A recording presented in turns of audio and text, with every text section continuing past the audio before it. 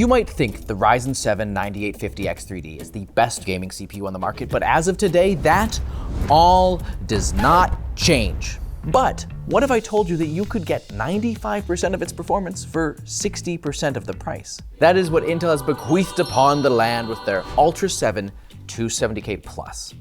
God, who is naming these things? Anyways, take a look at this. In City Skylines 2, Intel's Ultra 7 270K Plus outpaces both of their previous flagships and is nipping at the heels of the 9800X3D. And what's even crazier is that the second chip that they announced, the Ultra 5 250K Plus, is also a flagship killer. It beats AMD's 9950X. That's a $650 CPU.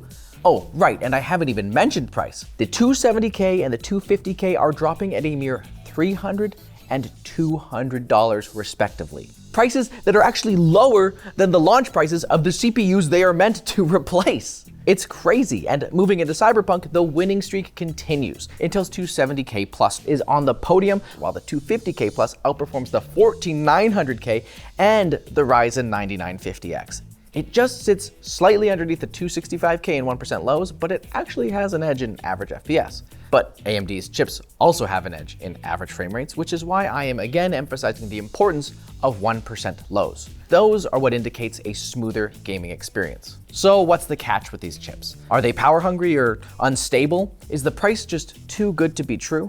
It just might be. But what is good and also true is this in-depth review of Intel's newest CPUs and this segue to our sponsor. Hi. Sorry, this is all very new to me. I've never speed dated before. What's your name? Vessi Weekend Neo. Beautiful name. Where are you from? Oh, the link in the description? I've always wanted to go there. Tell me more. Continuing with our 1080p gaming results, in F124 we see AMD's whole lineup faring pretty well, with the 9700X going above and beyond and overtaking the 270K Plus and the i9 14900K. The new 250K Plus trails the 9600X, although not by much. But Intel's dominance is seriously challenged in Counter-Strike 2, where their new high-end hotness only barely catches AMD's mid-range 9600X. At least Intel's new CPUs are outperforming their own team, except for the 14900K. When we take all of our gaming tests into consideration, it would seem that Intel has fulfilled their marketing claim. The Ultra 7 270K Plus is the fastest gaming CPU Intel's ever built, even if it's not the fastest gaming CPU anyone's ever built, landing just 5% shy of AMD's 9800X3D in 1% lows and 10% behind in average frame rate. But think of the price, the price! And the 250K is also an excellent value. It beats the 9600X by 5 to 10% or more, depending on the game, whilst demanding a very small price premium.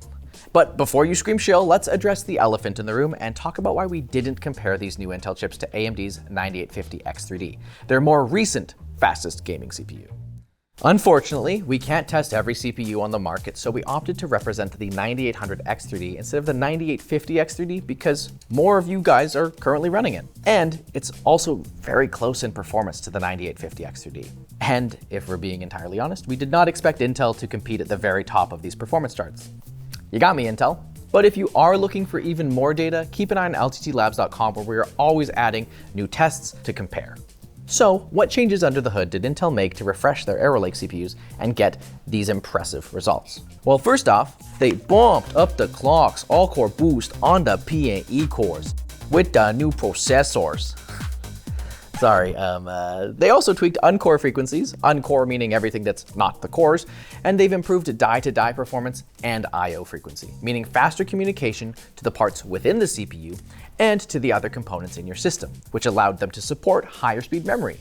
Oh, right, and there's just plain more CPU. Both of these new chips bring an extra 4 E-cores and some bonus shared cache along for the ride, which makes the naming of these CPUs really confusing. Why does the Ultra 7 270K Plus have the same number of cores as the Ultra 9 285K?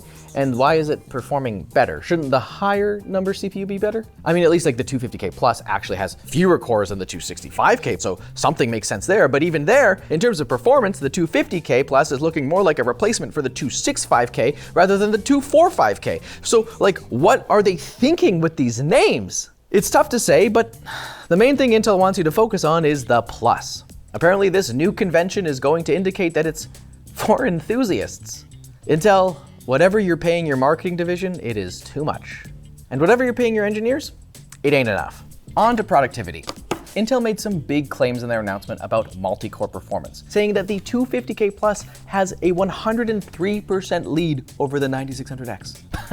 Yeah, let's see if that's true. Jesus Christ! In Blender, the 250K Plus just pummels AMD's price competitors, and at the high end, the 270K Plus is neck and neck with the 9950X. In Cinebench, well, bow to your new multi-core king as the 270K Plus tops the charts with his brother Duke 250K Plus outperforming his counterparts. On the other hand, in single-core performance, the higher boost on the 285K and 265K keep them positioned above their Plus-named heirs.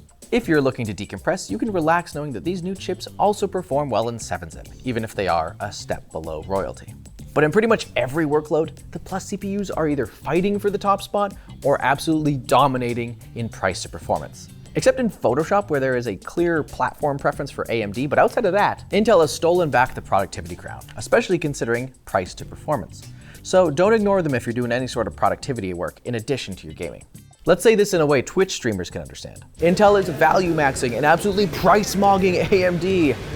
Well, that's crazy. After several generations of power-hungry CPUs, Intel slayed the power efficiency dragon with Arrow Lake, but CPU refreshes often result in power consumption increases. So, was that dragon really a Hydra? Well, in gaming, power usage on the 250K Plus and 270K Plus has increased by 10% or more compared to their non-plussed brethren, but on the whole have a lower average and max power consumption than AMD's chips in F124. And Intel's doing this while being pretty competitive in performance too.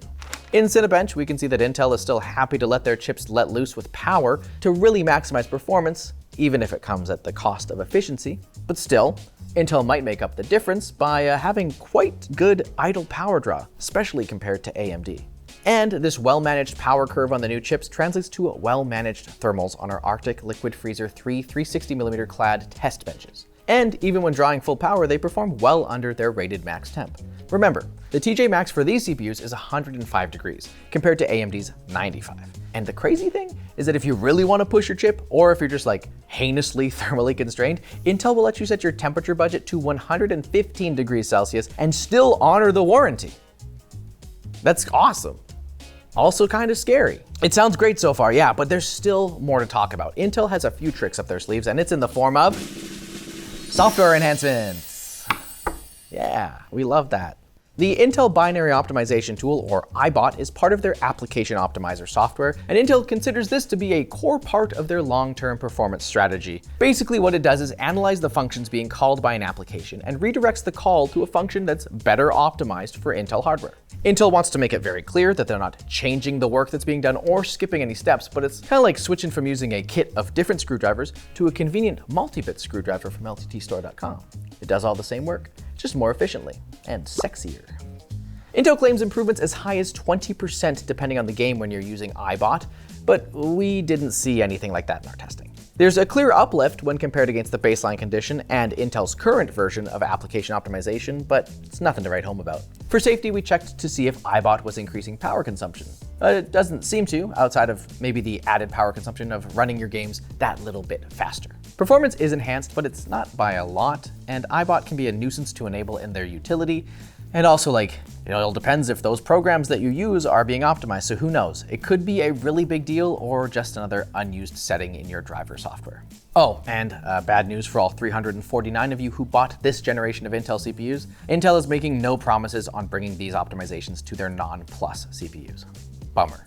This is some pretty new stuff, so let us know in the comments if you'd like to see a more in-depth look at IBOT in an upcoming video. Just like Intel though, no promises.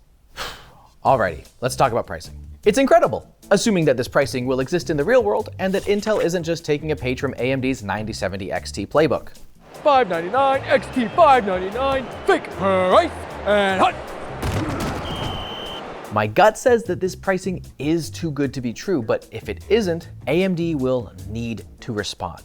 Whether that's by raising the performance bar with a generational refresh that actually does something, looking at you, the 9850X3D, or by slashing retail pricing of their current lineup, or both. I just hope that these great prices and products from Intel are not just here to score headlines in a time where no one can afford to build a computer anyways. It's just so performative.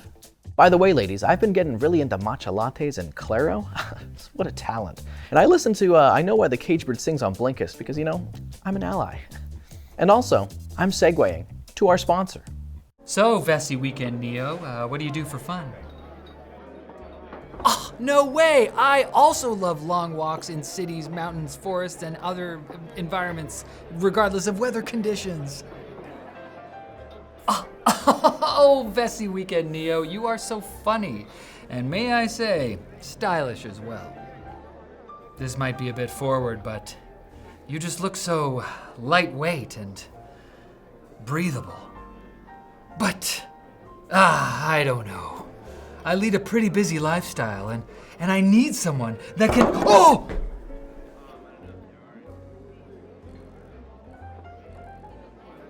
Sorry, did you just say you're built to be 100% waterproof? That's exactly what I'm looking for in a shoe. I'd love to see you again. How can I reach you? At Vessi.com/LTT for 15% off, 30-day returns, free shipping, and a 1-year warranty? Got it. That's a weird phone number, but I like weird.